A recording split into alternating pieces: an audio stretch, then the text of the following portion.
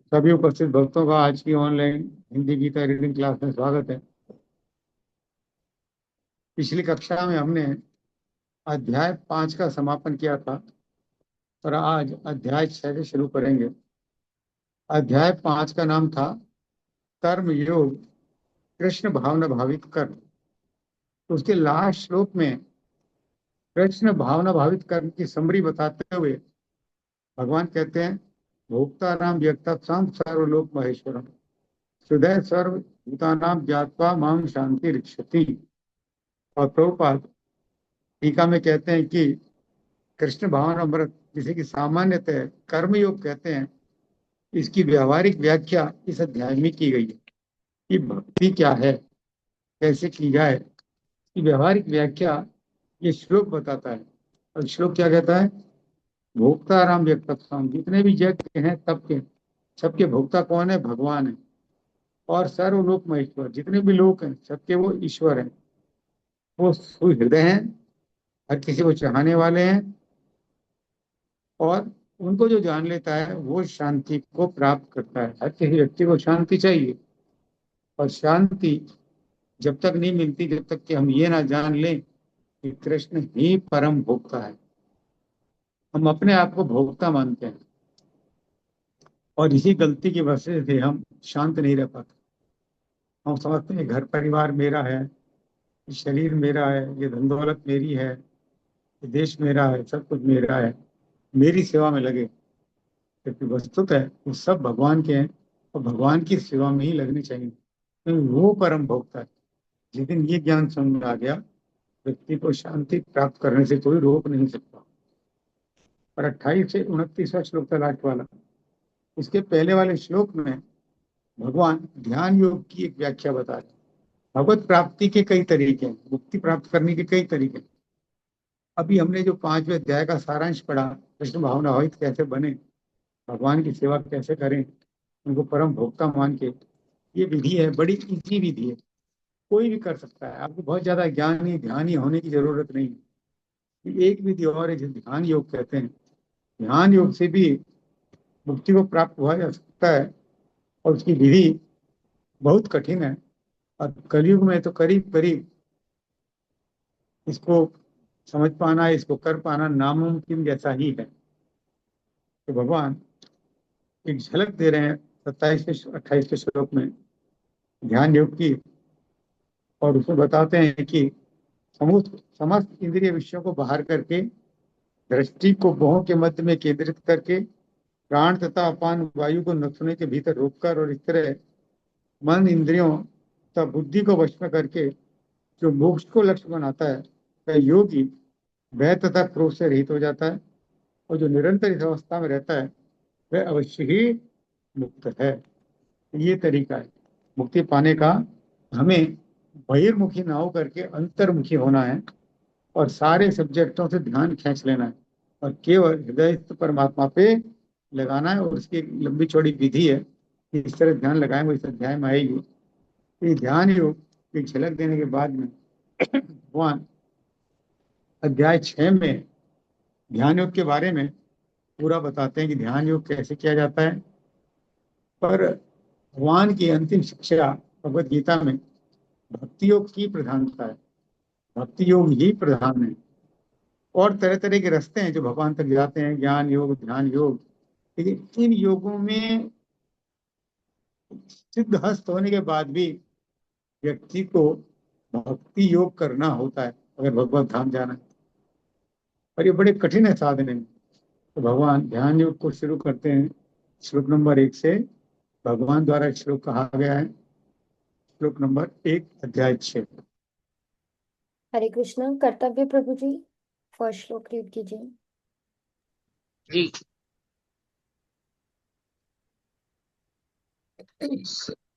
स सन्यासी च योगी च प्रभु जी, न प्रभु जी। जी, कौन सा हरे पढ़ना है? हरे कृष्णा, ये यहाँ से पढ़िए। श्री भगवान उवाच। ठीक है, ठीक है, ठीक है, ठीक। श्री भगवान उवाच अनाश्रितं कर्मफलं कार्यं कर्म करोति यः स सन्यासी च योगी च न निर्णयं चाक्रिय। श्री भगवान उवाच, भगवान ने कहा, अनाश्रित शरण ग्रहण किए बिना कर्मफल की कार्यरम कर्तव्य कर्म कर्म करोति करता है, यह जो स वह सन्यासी सन्यासी च भी योगी योगी च भी न नहीं नी रहित अग्नि अग्नि न न तो च भी अक्रिय क्रियाहीन। श्री भगवान ने कहा, जो पुरुष अपने कर्म फल के प्रति अनासक्त है और जो अपने कर्तव्य का पालन करता है वही सन्यासी और असली योगी है। वह नहीं जो न तो अग्नि जलाता है और ना ही कर्म करता है। तात्पर्य, इस अध्याय में भगवान बताते हैं कि अष्टांग योग पद्धति मन तथा इंद्रियों को वश में करने का साधन है, किंतु इस कलयुग में सामान्य जनता के लिए इसे संपन्न कर पाना अत्यंत कठिन है। यद्यपि इस अध्याय में अष्टांग योग पद्धति की संस्तुति की गई है, किंतु भगवान बल देते हैं कि कर्म योग या कृष्ण भावना अमृत में कर्म करना इससे श्रेष्ठ है। संसार में प्रत्येक मनुष्य अपने परिवार के पालनार्थ तथा अपनी सामग्री के रक्षार्थ कर्म करता है, किंतु कोई भी मनुष्य बिना किसी स्वार्थ किसी व्यक्तिगत तृप्ति के, चाहे वह तृप्ति आत्म केंद्रित हो या व्यापक, कर्म नहीं करता। पूर्णता की कसौटी है कृष्ण भावना अमृत में कर्म करना, कर्म के फलों को भोग करने के लिए उद्देश्य से नहीं। कृष्ण भावना अमृत में कर्म करना प्रत्येक व्यक्ति का कर्तव्य है, क्योंकि सभी लोग परमेश्वर के अंश है। शरीर के अंग पूरे शरीर के लिए कार्य करते हैं। शरीर के अंग अपनी तृप्ति के लिए नहीं अपितु पूरे शरीर की तृप्ति के लिए दृष्टि के लिए कार्य करते हैं। इसी प्रकार जो जीव अपनी दृष्टि के लिए नहीं है अपितु ब्रह्म की दृष्टि के लिए कार्य करता है, वही पूर्ण सन्यासी या पूर्ण योगी है।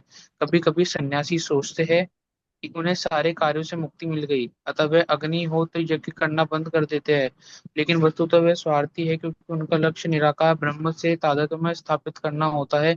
ऐसी इच्छा भौतिक इच्छा से तो श्रेष्ठ है, किंतु यह स्वार्थ से रहित नहीं होगी। इस प्रकार जो योगी समस्त कर्म बंद करके अधिनिर्मित निर्मलित नेत्रों से योगाभ्यास करता है, वह भी आत्मतुष्टि की इच्छा से पूरित होता है, किंतु कृष्ण भावना भावित व्यक्ति को कभी भी आत्मतुष्टि की इच्छा नहीं रहती। उसका एकमात्र लक्ष्य कृष्ण को प्रसन्न करना होता है। अतः वह पूर्ण सन्यासी या पूर्ण योगी होता है।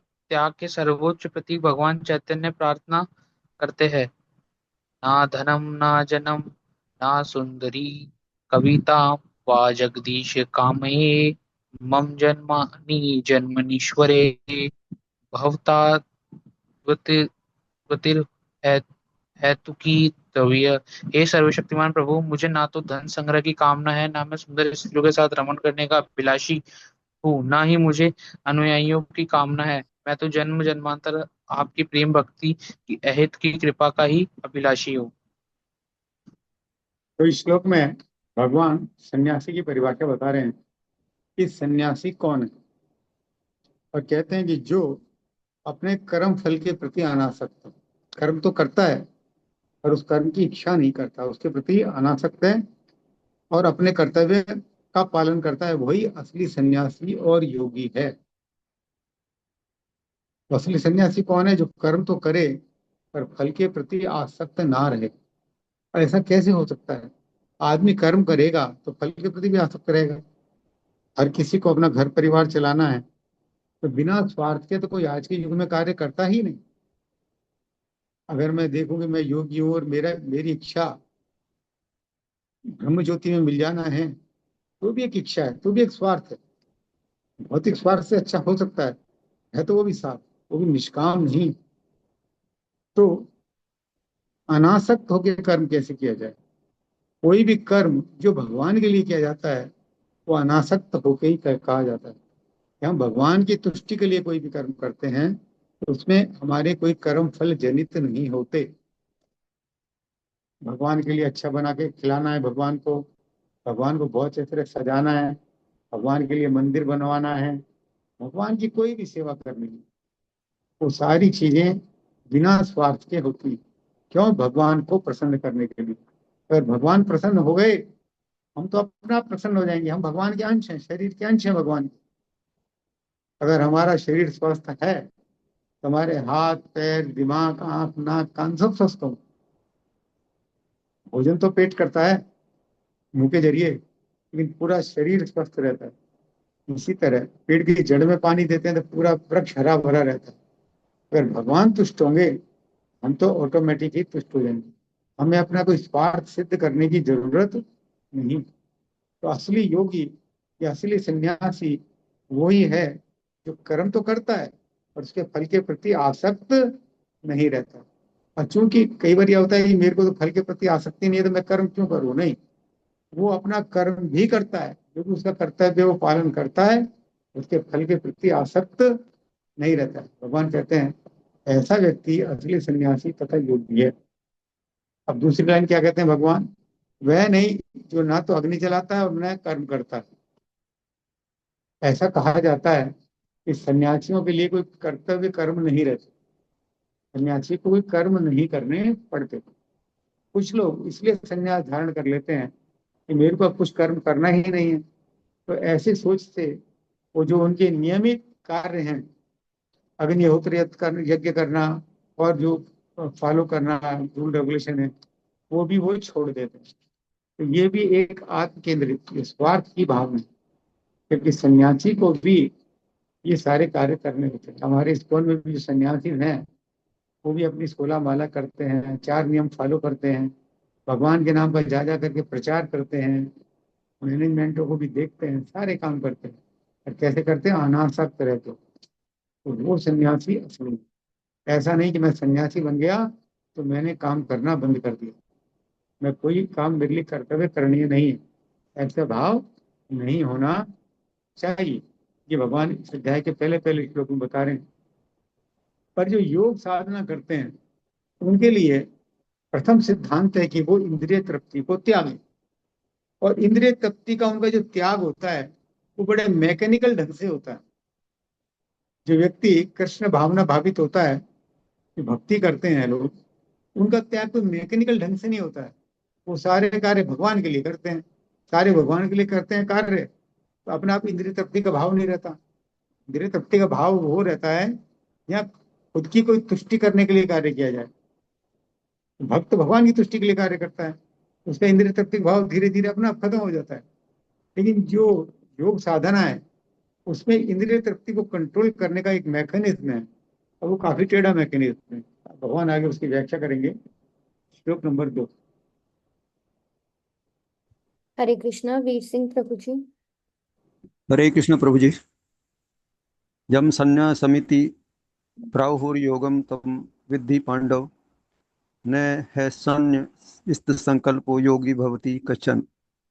यम जिसको संन्यासम संन्यास इति इस प्रकार प्राहु कहते हैं योगम परम पर ब्रह्म के साथ युक्त होना, तम उसे विधि जानो पांडव है पांडुपुत्र।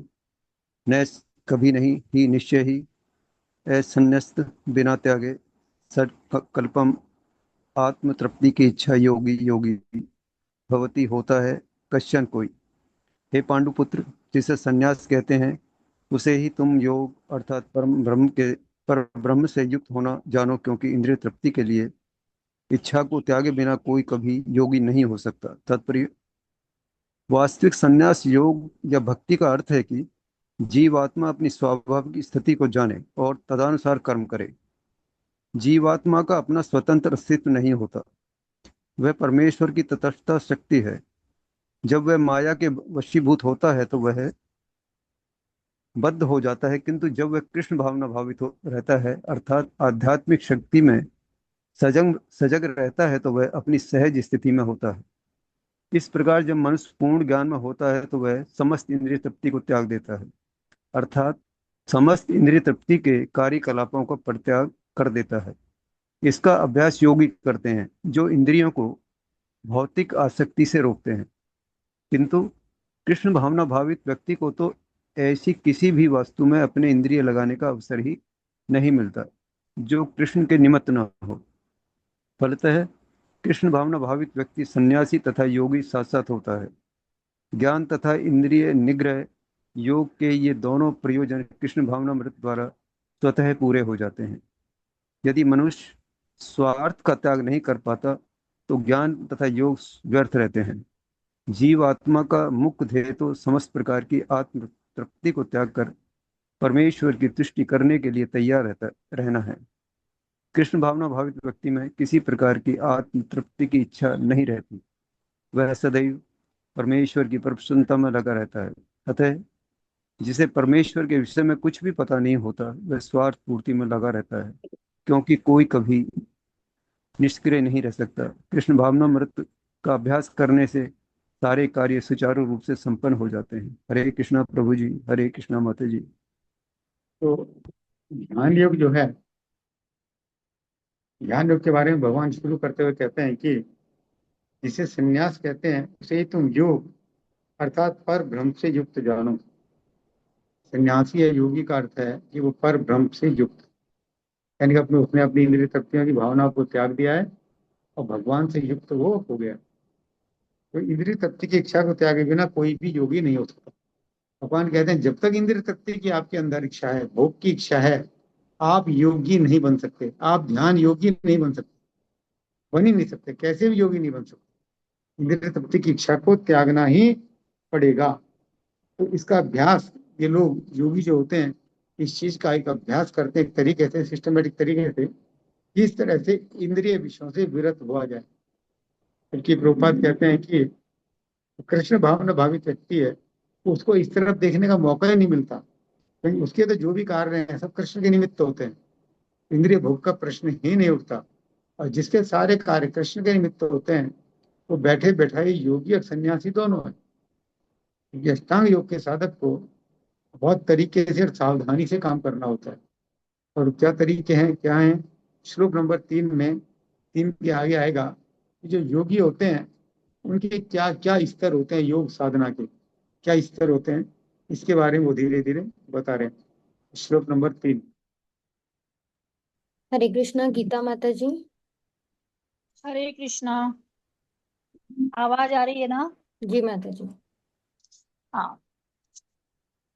आरुरुक्षोर्मुनर्योगं कर्म कारणमुच्यते योगारूढ़स्य तस्मैव शम कारणमुच्यते। आरुरुक्षणों, जिसने अभी योग प्रारंभ किया है, मुने है मुनि की, योगम अष्टांग योग पद्धति, कर्म कर्म कारणम साधन उच्यते कहलाता है। योग अष्टांग योग आरूढ़स्य प्राप्त होने वाले का, तस्य उसका, एवं निश्चय ही, समय संपूर्ण भौतिक कार्यकलापों का त्याग, कारणम कारण उच्यते कहा जाता है। अष्टांग योग के 9 साधक के लिए कर्म साधन कहलाता है और योग सिद्धि पुरुष के लिए समस्त भौतिक कार्यकलापों का परित्याग ही साधन कहा जाता है। परमेश्वर से युक्त होने की विधि योग कहलाती है। इसकी तुलना उस सीढ़ी से की जा सकती है जिससे सर्वोच्च आध्यात्मिक सिद्धि प्राप्त की जाती है। यह सीढ़ी जीव की अधम अवस्था से प्रारंभ होकर आध्यात्मिक जीवन के पूर्ण आत्म साक्षात्कार तक जाती है। विभिन्न चढ़ावों के अनुसार इस सीढ़ी के विभिन्न भाग भिन्न भिन्न नामों से जाने जाते हैं, किंतु कुल मिलाकर यह पूरी सीढ़ी योग कहलाती है और उसे 3 भागों में विभाजित किया जा सकता है: ज्ञान योग, ध्यान योग तथा भक्ति योग।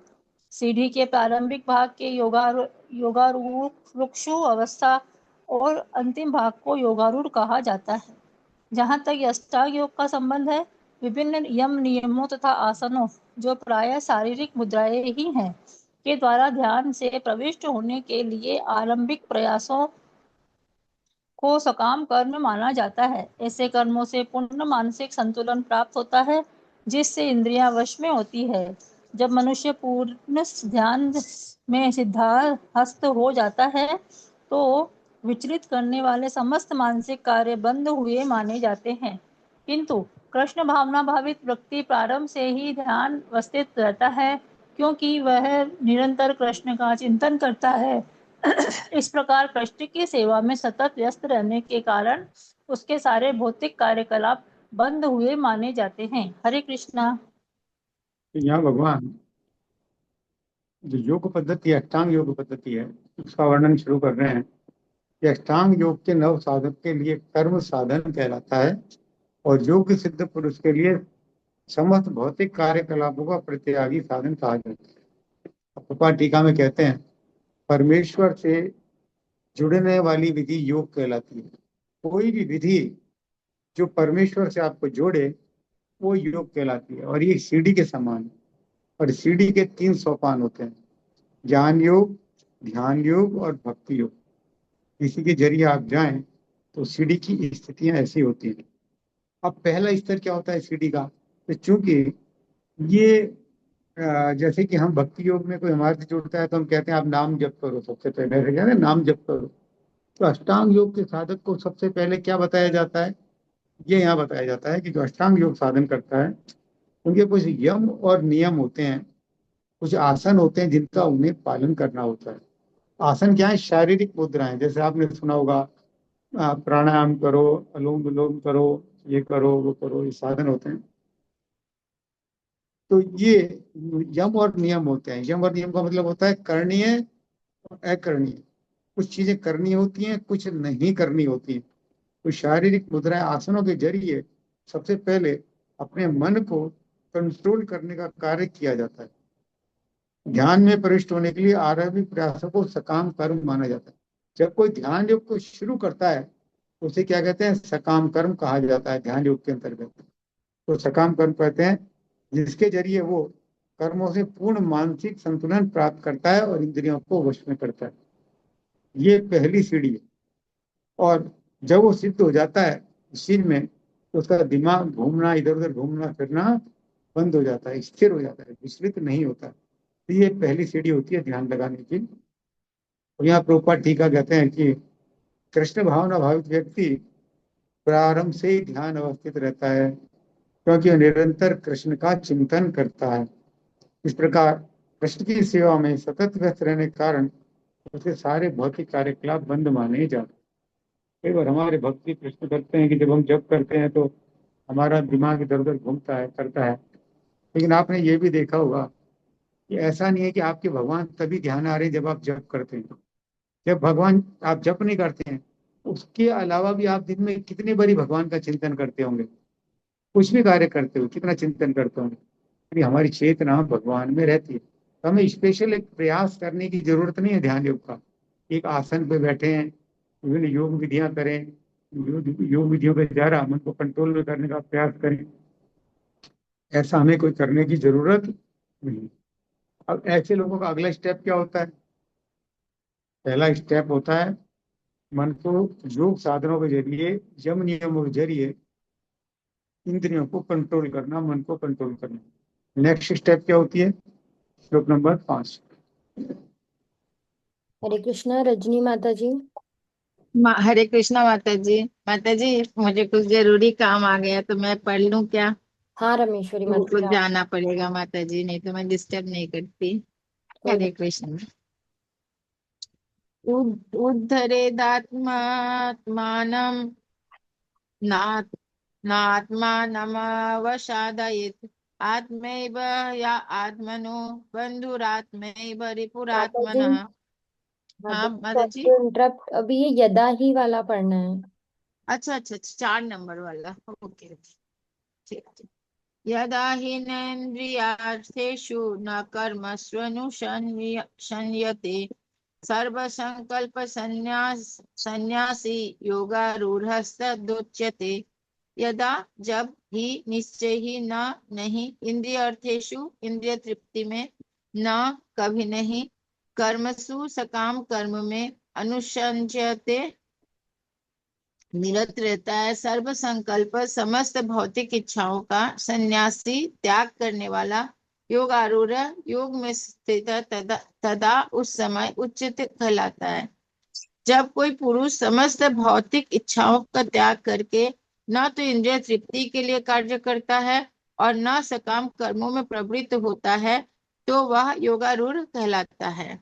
तात्पर्य: जब मनुष्य श्री भगवान के दिव्य प्रेमा भक्ति में पूरी तरह लगा रहता है तो वह अपने आप में प्रसन्न रहता है और इस तरह वह इंद्रिय तृप्ति या सकाम कर्म में प्रवृत्त नहीं होता।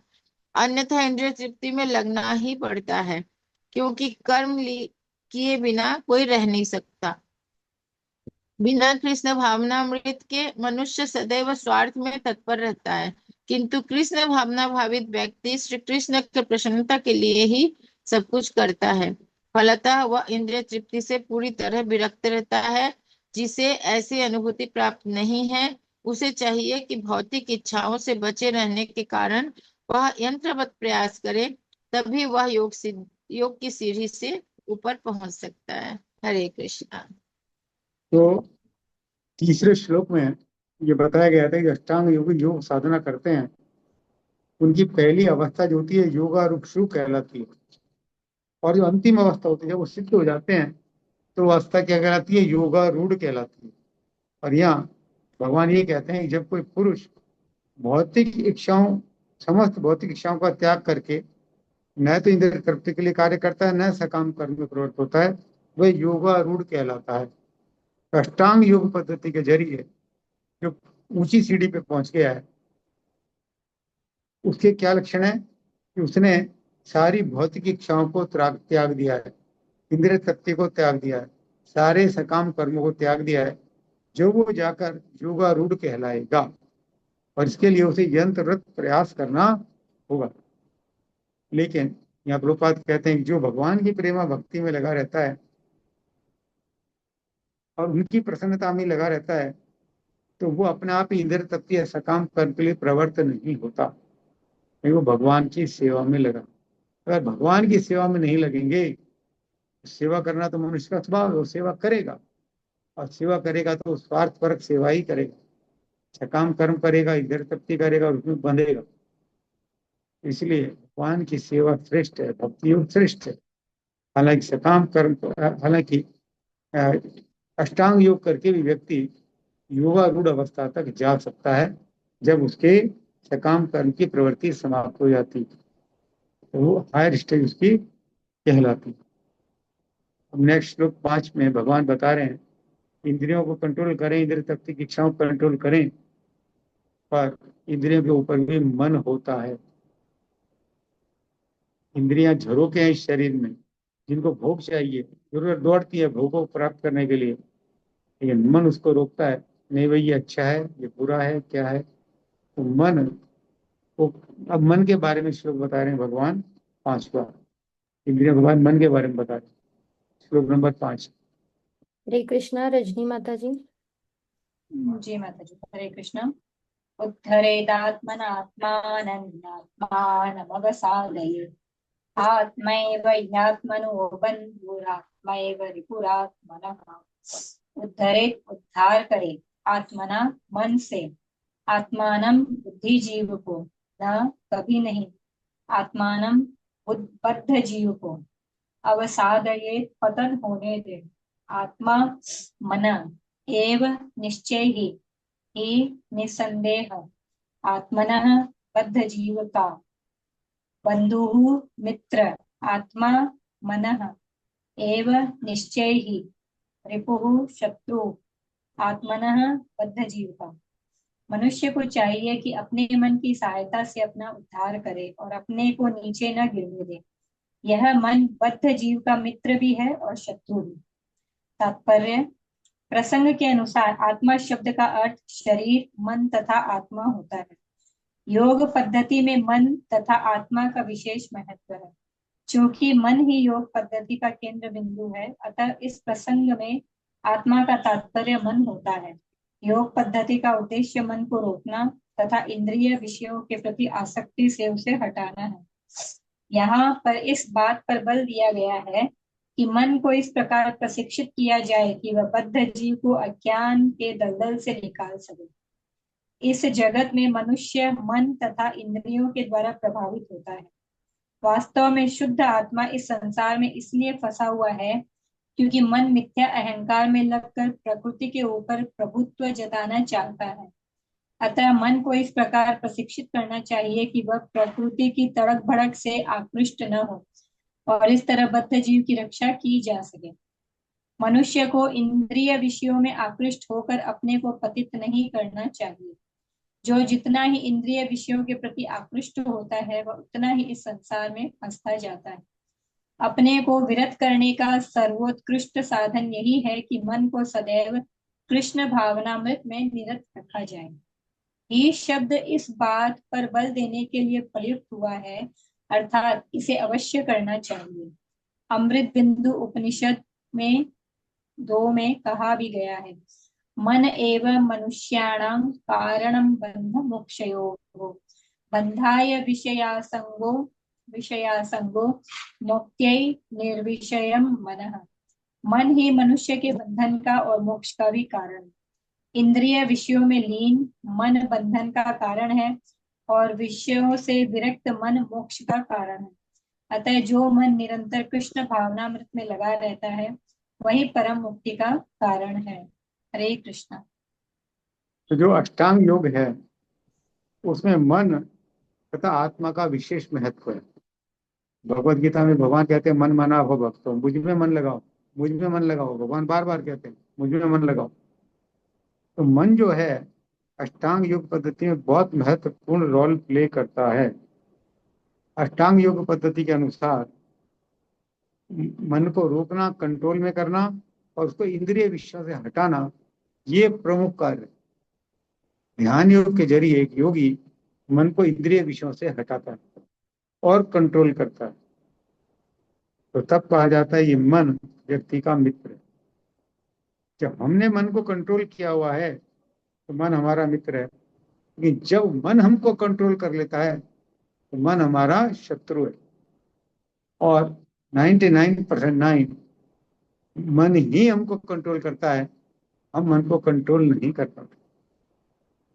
मन को कंट्रोल करना इतना इजी नहीं है। इसी अध्याय में आगे अर्जुन कहेगा कि मैं मन को कंट्रोल नहीं कर सकता, हमारी तो क्या विसात है। फिर भी एक तरीका है भगवान की भक्ति में लगना। अगर भगवान में मन लग गया तो इंद्रियां भी पीछे पीछे भगवान की ओर लग गई थी। मन मना भव मत भक्तो। आज संडे है, भक्त लोग शाम को क्लास में आते हैं, मंदिर में आएंगे। अगर आज मन में ये बैठ के कि आज मंदिर जाना है, भले घर में कितना ही काम हो, कितने गेस्ट आने को हो, कोई भी कार्य हो, आप सारे निपटा के मंदिर आ ही जाएंगे। लेकिन मन आपका उसमें लग गया कि मंदिर आना है, तो काम भी जल्दी जल्दी करेंगे। आपके हाथ पैर दिमाग इंद्रियां, सारी इंद्रियां आपको सपोर्ट करेंगी। लेकिन मन आपका इस चीज में टिका है कि आज मंदिर जाना है, आज जन्माष्टमी पे सेवा करनी है। आपके हाथ पैर मन सब उसी हिसाब से काम करेंगे। तो मन महत्वपूर्ण कारक है अष्टांग योग में। इसलिए योगी कुछ आसनों के जरिए मन को कंट्रोल करने का प्रयास करते हैं। अगर मन को कंट्रोल कर लिया तो मन मित्र है, नहीं तो मन क्या है, शत्रु है। पर कृष्ण भावना भावित होना या भगवत भक्ति में नियोजित होने पर मन को कंट्रोल करना ज्यादा इजी है। क्योंकि आप कोई भी कार्य किसके लिए कर रहे हैं, भगवान के लिए कर रहे हैं। अन्यथा योग साधना में ऐसा देखा गया है कि बड़े से बड़े योगी भी, मन को कंट्रोल करने वाले भी पतित हो गए। विश्वामित्र ध्यान मग्न थे, हर स्टेज पे थे, उसके बाद भी मेनका के कारण उनका पतन हुआ। ये भक्ति योगी भगवान की सेवा में नियोजित रहता है, उसका मन और इंद्रियां उसी में नियोजित रहती हैं, डाइवर्ट नहीं होती। अष्टांग योग की एक विधि है, भगवान बता रहे हैं, उसके जरिए भी मन को कंट्रोल किया जा सकता है। मन को कंट्रोल कर लिया तो मित्र, मन ने आपको कंट्रोल कर लिया तो मन क्या है, शत्रु। और मन के बारे में भगवान और आगे बता रहे हैं श्लोक नंबर 6 में। हरे कृष्णा। मदन मोहन प्रभु जी। हरे कृष्ण माता जी। हरे कृष्ण प्रभु जी। बन्धुरात्मात्मनस्तस्य येनात्मैवात्मना जितः अनात्मनस्तु शत्रुत्वे वर्तितात्मैव शत्रुवत्। बंधु मित्र आत्मा मन, आत्मनः जीव का, तस्य उसका, ये जिससे आत्मा मन एवं निश्चय ही आत्मना जीवात्मा के द्वारा जीता विजित। अनात्मनः जो मन को वश में नहीं कर पाया उसका, तू लेकिन शत्रुत्व शत्रुता के कारण वर्तित बना रहता है। आत्मा है वही मन शत्रुवत शत्रु की भांति। जिसने मन को जीत लिया है उसके लिए मन सर्वश्रेष्ठ मित्र है, किंतु जो ऐसा नहीं कर पाया उसके लिए मन सबसे बड़ा शत्रु बना रहेगा। तात्पर्य, अष्टांग योग के अभ्यास का प्रयोजन मन को वश में करना है, जिससे मानवीय लक्ष्य प्राप्त करने में वह मित्र बना रहे। मन को वश में किए बिना योगाभ्यास करना मात्र समय को नष्ट करना है। जो अपने मन को वश में नहीं कर सकता वह सतत अपने परम शत्रु के साथ निवास करता है और इस तरह उसका जीवन तथा लक्ष्य दोनों ही नष्ट हो जाते हैं। जीव की स्वाभाविक स्थिति यह है कि वह अपने स्वामी की आज्ञा का पालन करे। अतः जब तक मन अभिजीत शत्रु बना रहता है तब तक मनुष्य को काम क्रोध लोभ मोह आदि की आज्ञाओं का पालन करना होता है। किंतु जब मन पर विजय प्राप्त हो जाती है तो मनुष्य इच्छानुसार उस भगवान की आज्ञा का पालन करता है। जब सबों के हृदय में परमात्मा स्वरूप स्थित है, वास्तविक योगाभ्यास हृदय के भीतर परमात्मा से भेंट करना तथा उनकी आज्ञा का पालन करना है। जो व्यक्ति साक्षात कृष्ण भावनामृत स्वीकार करता है वह भगवान की आज्ञा के प्रति स्वतः समर्पित हो जाता है। हरे कृष्ण। तो यहाँ है, जिसने मन को जीत लिया है, मन उसका क्या है, मित्र है।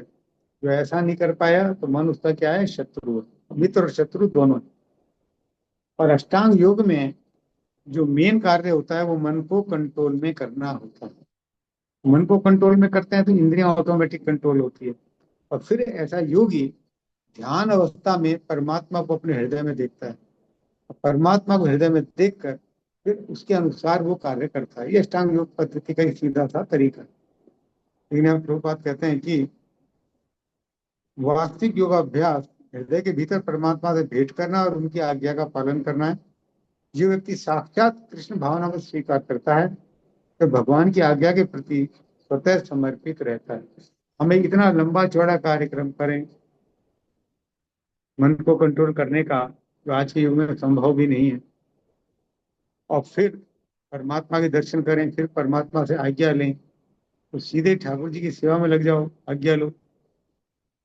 और ऐसा नहीं कर पाते हैं, मन को नहीं कंट्रोल पाते हैं, तो आप समझ लीजिए आप अपने शत्रु के साथ निवास कर रहे हैं।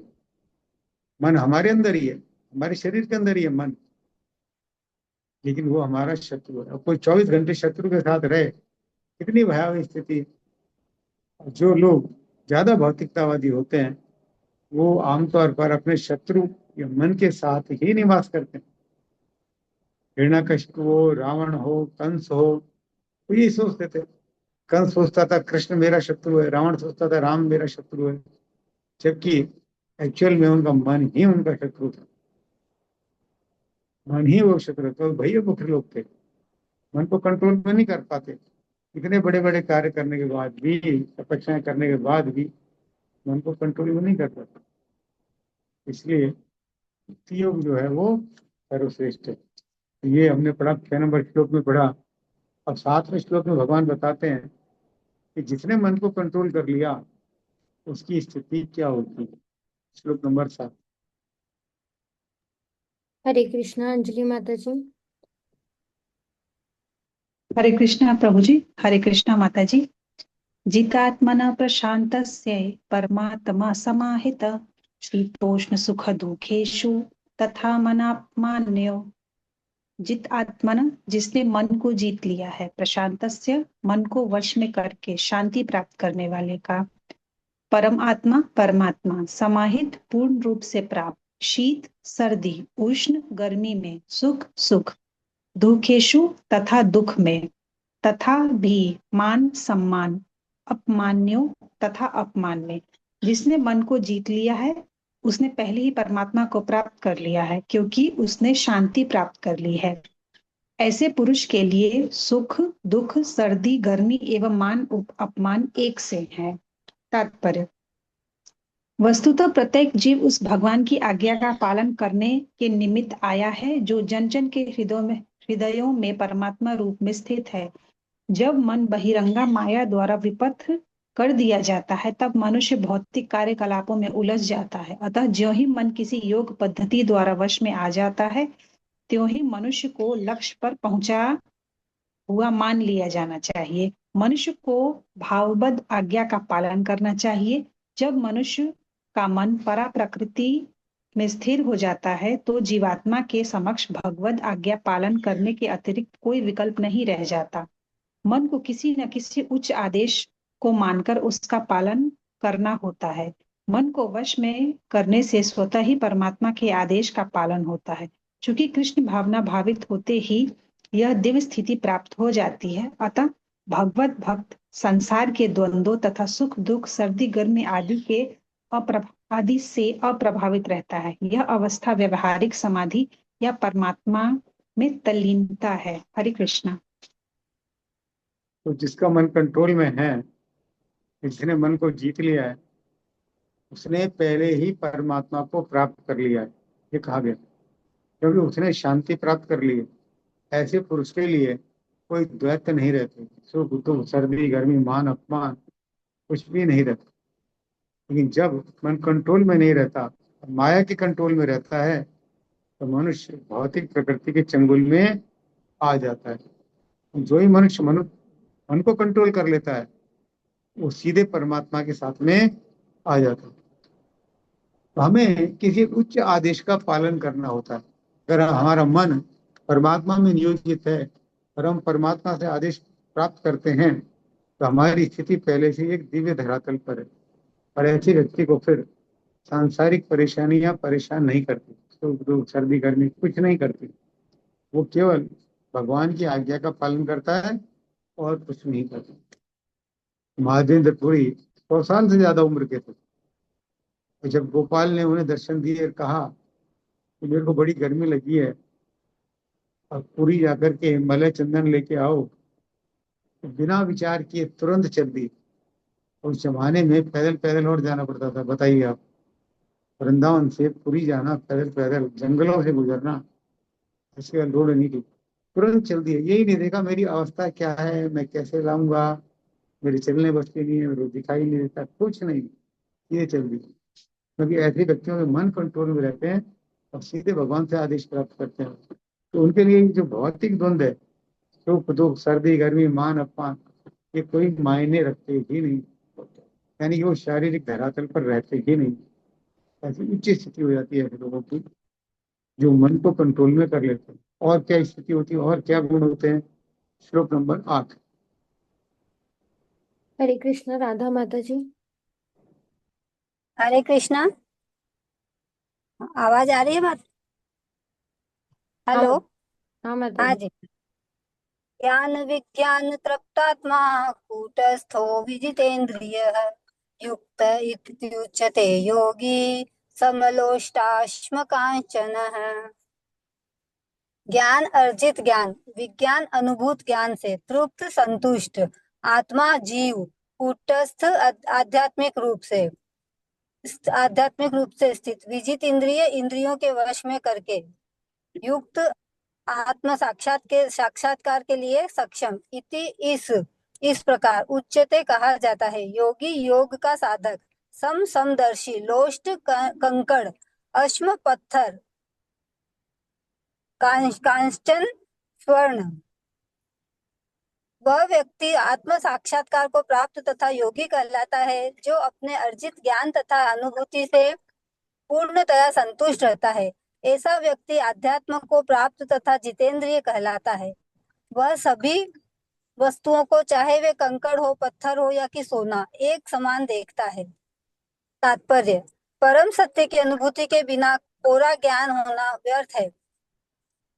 कोरा ज्ञान व्यर्थ होता है। भक्ति रसामृत सिंधु में 1.2.234 कहा जाता है, अतः श्री कृष्ण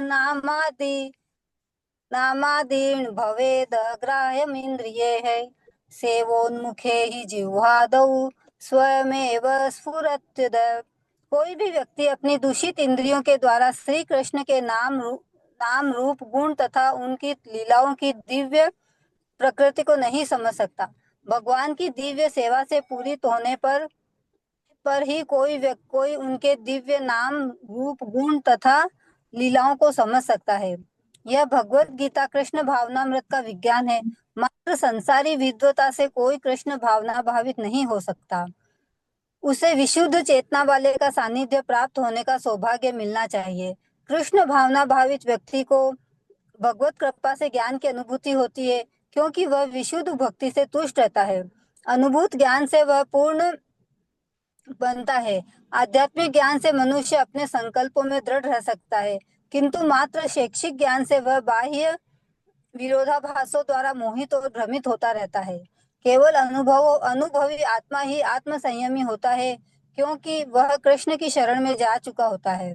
वह दिव्य होता है, क्योंकि उसे संसारी विद्वता से कुछ लेना देना नहीं रहता। उसके लिए संसारी विद्वता तथा मनोधर्म, जो अन्यों के लिए स्वर्ण के समान उत्तम होते हैं, कंकड़ों या पत्थरों से अधिक नहीं होते। हरे कृष्णा। तो देखो, बड़ा महत्वपूर्ण श्लोक है, बड़ी ज्ञान की बात इसमें कही गई है। वह व्यक्ति आत्म साक्षात्कार को प्राप्त योगी कहलाता है, जिसने मन को कंट्रोल कर लिया है और परमात्मा को प्रसन्न कर लिया है। वो क्या कहलाता है? योगी कहलाता है। वह अपने अनुभूत ज्ञान से संतुष्ट रहता है। तो ज्ञान को केवल पढ़ के समझना पर्याप्त नहीं होता, उसे अनुभूत करना होता है। हमने गीता पढ़ ली, गीता का ज्ञान समझ लिया, संसारी विद्वता हमें, हम पीएचडी हैं, संस्कृत में पीएचडी हैं, हमने गीता पढ़ ली, अच्छा अर्थ लगा लिया, लेकिन उसकी अनुपालना नहीं करी तो गीता का ज्ञान आपको कभी हृदय में नहीं आएगा कि भगवान ने क्या कहा। तो अनुभूत ज्ञान जो होता है पढ़े हुए ज्ञान से ज्यादा बड़ा होता है।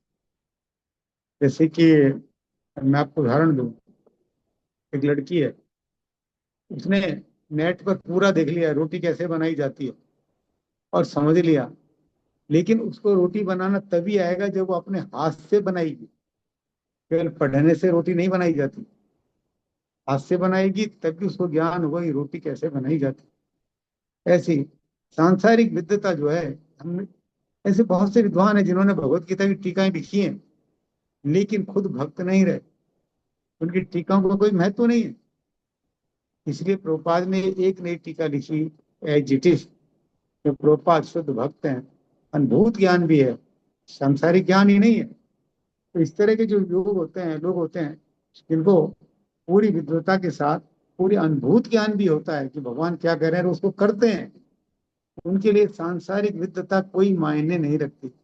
उसको वो कैसे समझते हैं? कंकड़ पत्थर की तरह समझते हैं, क्योंकि संसारी लोग उसे सोने के समान समझते हैं। मान लीजिए कोई बहुत बड़ा गायक है, बहुत बड़ा राइटर है, बहुत बड़ा बिजनेसमैन है, कोई भी है, वो अपनी विद्वता को, अपने ज्ञान को बड़ा उच्च समझते होंगे, बहुत बड़ा वैज्ञानिक है, लेकिन इस तरह का योग जो होता है भगवत साक्षात्कार को प्राप्त, उसकी नजर में ये सांसारिक विद्वताएं केवल कंकड़ और पत्थर के समान ही रहती। तो ज्ञान जो है उसको अनुभूत करना भी जरूरी है, और जब ऐसा ज्ञान अनुभूत कर लिया जाता है, इस श्लोक के अनुसार व्यक्ति क्या रहता है? पूर्णतः संतुष्ट रहता है, जितेंद्रिय रहता है और सभी वस्तुओं को एक समान देखता है, कंकड़ पत्थर की तरह ही देखता है, भौतिक जीवन में आकृष्ट नहीं होता। और भक्तों ने ऐसे स्वभाव दिखाए हैं। सनातन गोस्वामी के पास एक पारसमणि थी। एक बार कुछ चोर आए, बोले बाबा सुना है बस पारसमणि हमें दो, कहाँ रखिए, निकालो। तो उन्होंने सामने पत्थर का ढेर बताया, बोला वहां देख लो, वहां कहीं पड़ी होगी। बताइए, ये भाव रहता है संतों का। और जब चोर उसको लेकर चले गए, उनके मन में ये भाव आया, इस बाबा ने ऐसी इस मणि को पटक रखा था, कोई वैल्यू नहीं है, तो सोना बनाती है, जरूर इसके पास इससे अच्छी मणि होगी कोई, तो हमें ये दे नहीं रहा। तो इसको इस मणि की कदर ही नहीं है, सोना बनाने वाली मणि है, फिर भी कदर नहीं है। तो दोबारा गए, आप हमसे कुछ छुपा रहे हो, आपके पास जरूर इससे भी अच्छी कोई मणि, कोई चीज है जो आप हमें दे नहीं रहे हो। सनातन गोस्वामी बोले हाँ है, पर मैं ऐसे नहीं दे सकता, पहले तुम इस मणि को जमुना जी में फेंक के आओ। तो बेचारे गए, जमुना जी में फेंक के आए, फिर आए, बताओ आपके पास क्या है। तो उन्होंने क्या दिया? हरि नाम दिया। बोला ये असली मणि है, वो मणि नहीं है, असली मणि है। तो ऐसे व्यक्ति की नजर में सांसारिक चीजें तो दूसरों की नजर में बड़ी अच्छी होती हैं, कंकर और पत्थर के समान ही होती है। अब श्लोक नंबर 9 पढ़ेंगे कि ऐसी व्यक्ति की उच्च स्थिति क्या होती है। और 9 में टीका नहीं है तो 9 और 10 एक साथ पढ़ दें। 9 में बताया गया है कि इसकी टॉप लेवल क्या होता है ऐसे भक्त का, और 10 से भगवान अब जो अष्टांग योग पद्धति है उसकी विधि का वर्णन कर रहे हैं, किस तरह से अष्टांग योगी अपना मन परमात्मा में लगाने की कोशिश करता है। तो श्लोक नंबर 9 और 10। हरे कृष्णा स्मृति माता जी। हरे कृष्ण माता जी, हरे कृष्ण प्रभु जी। सुहृन्मित्रार्युदासीन मध्यस्था द्वेषस्य बन्धु साधु स्वपि च पापेषु समबुद्धिर्विशिष्यते। सुहृत स्वभाव से मित्र स्नेहपूर्ण हितेच्छु अरि शत्रु उदासीन शत्रुओं में तटस्थ मध्यस्थ शत्रुओं में पंच द्वेष ईर्ष्यालु बंधुषु संबंधियों या शुभेच्छुओं में साधुषु साधुओं में अपि भी च तथा पापेषु पापियों में समबुद्धि समान बुद्धि वाला विशिष्येत आगे बढ़ा हुआ होता है। जब मनुष्य निष्कपट हितैषियों प्रिय मित्रों तटस्थों मध्यस्थों ईर्ष्यालुओं शत्रुओं तथा मित्रों पुण्य आत्माओं एवं पापियों को समान भाव से देखता है तो वह और भी उन्नत माना जाता है। योगी युज्यत सतत मात्मानं रसि स्थितः एकाकी यत चित्तात्मा निराशी पर परिग्रह। योगी युज्यत कृष्ण चेतना में केंद्रित करें सततम निरंतर आत्मा नाम स्वयं को मन शरीर तथा आत्मा से रहसी एकांत स्थान में स्थित होकर एकाकी अकेले यत चित्त आत्मा मन में सदैव सचेत निराशी किसी अन्य वस्तु से आकृष्ट हुए बिना अपरिग्रह स्वामित्व की भावना से रहित संग्रह भाव से मुक्त। योगी को चाहिए कि वह सदैव अपने शरीर मन तथा आत्मा को परमेश्वर में लगाए, एकांत स्थान में रहे और बड़ी सावधानी के साथ अपने मन को वश में करे। उसे समस्त आकांक्षाओं तथा संग्रह भाव की इच्छाओं से मुक्त होना चाहिए। तात्पर्य कृष्ण की अनुभूति ब्रह्म परमात्मा तथा श्री भगवान के विभिन्न रूपों में होती है। संक्षेप में कृष्ण भावनामृत का अर्थ है भगवान की दिव्य प्रेमा भक्ति में निरंतर प्रवृत्त रहना। किंतु जो लोग निराकार ब्रह्म अथवा अंतर्यामी परमात्मा के प्रति आसक्त होते हैं वे सभी आंशिक रूप से कृष्ण भावना भावित हैं, क्योंकि निराकार ब्रह्म कृष्ण की आध्यात्मिक किरण है और परमात्मा कृष्ण का सर्वव्यापी आंशिक विस्तार होता है। इस प्रकार निर्विशेषवादी तथा ध्यान योगी भी अपरोध रूप से कृष्ण भावना भावित होते हैं। प्रत्यक्ष कृष्ण भावना भावित व्यक्ति सर्वोच्च योगी होता है, क्योंकि ऐसा भक्त जानता है कि ब्रह्म और परमात्मा क्या है। उसका परम सत्य विषयक ज्ञान पूर्ण होता है, जबकि निर्विशेषवादी तथा ध्यान योगी अपूर्ण रूप में कृष्ण भावना भावित होते हैं। इतने पर भी इन सबों को अपने अपने कार्यों में निरंतर लगे रहने का आदेश दिया जाता है, जिससे वे देर सवेर परम सिद्धि प्राप्त कर सकें। योगी का पहला कर्तव्य है कि वह कृष्ण पर अपना ध्यान सदैव एकाग्र रखे। उसे सदैव कृष्ण का चिंतन करना चाहिए और एक क्षण के लिए भी उन्हें नहीं भूलना चाहिए। परमेश्वर के मन की एकाग्रता ही समाधि कहलाती है। मन को एकाग्र करने के लिए सदैव एकांतवास करना चाहिए और बाहरी उपद्रवों से बचना चाहिए। योगी को चाहिए कि वह अनुकूल परिस्थितियों को ग्रहण करे और प्रतिकूल परिस्थितियों को त्याग दे, जिससे उसकी अनुभूति पर कोई प्रभाव ना पड़े। पूर्ण संकल्प कर लेने पर उसे उन व्यर्थ की वस्तुओं के पीछे नहीं पड़ना चाहिए जो परिग्रह भाव में उसे फंसा ले। ये सारी सिद्धियां तथा सावधानियां तभी पूर्ण रूपेण कार्यान्वित हो सकती हैं जब मनुष्य प्रत्यक्षतः श्री कृष्ण भावना भावित हो, क्योंकि साक्षात कृष्ण भावनामृत का अर्थ है आत्मोत्सर्ग, जिसमें संग्रह भाव परिग्रह के लिए लेश मात्र स्थान नहीं होता है। रूप गोस्वामी कृष्ण भावनामृत का लक्षण इस प्रकार देते हैं।